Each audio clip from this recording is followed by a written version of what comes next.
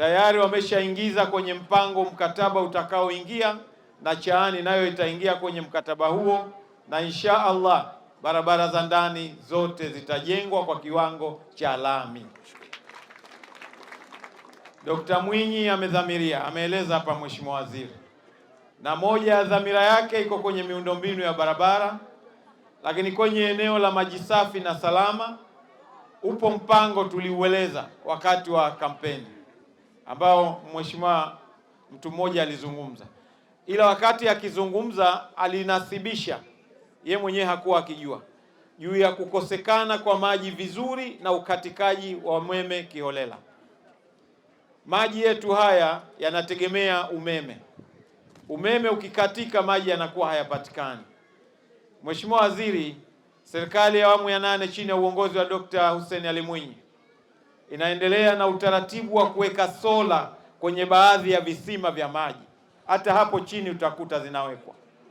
Moja ya dhamira ni kuhakikisha kwamba maji yanapatikana muda wote.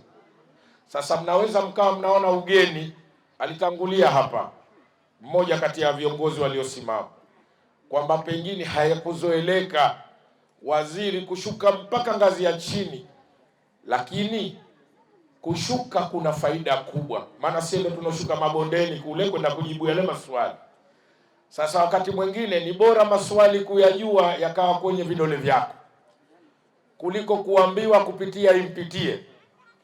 Tukasema safari hii hebu tubadilishe utaratibu.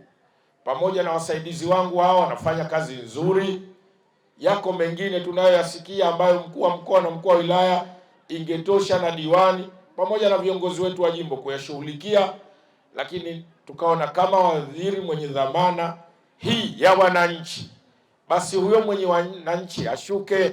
Lakini kama haitoshi, kiongozi wetu Daktari Hussein Ali Mwinyi anataka wasaidizi wake tushuke kwa wananchi. Sasa yale maelezo yake, ikiwa rais anashuka kwa wananchi, sisi washauri na wasaidizi wake tunakaa ofisini kufanya nini? Tunapaswa sie wenyewe kujiongeza. Tukasema hebu tuje na staili ya kushuka jimbo kwa jimbo, wananchi tuwasikilize changamoto zao, lakini najua na mazuri nayo watayasema. Yale yaliyo kwenye kimo chetu tuweze kuyatatua, yale ambayo yametuzidi kimo tuyapeleke kwa ngazi za juu yetu, na si nyingine, ni ya Mheshimiwa Rais mwenyewe. Lakini kama haitoshi, yapo tunaoweza kutatua papo kwa papo kama tunapokwenda kwenye maeneo mengine, yapo ambayo tunaweza tukayachukua, lakini si kwenda kuyakalia. Maana mwingine atakwambia nimeyachukua, tunaenda kuyakalia. Ukiakalia ndo hayatoki hayo. Kuna suala la ajira pia liko kwenye mamlaka yako Mheshimiwa. Wachani wengi sana tunajitolea kadri ya uwezo wetu.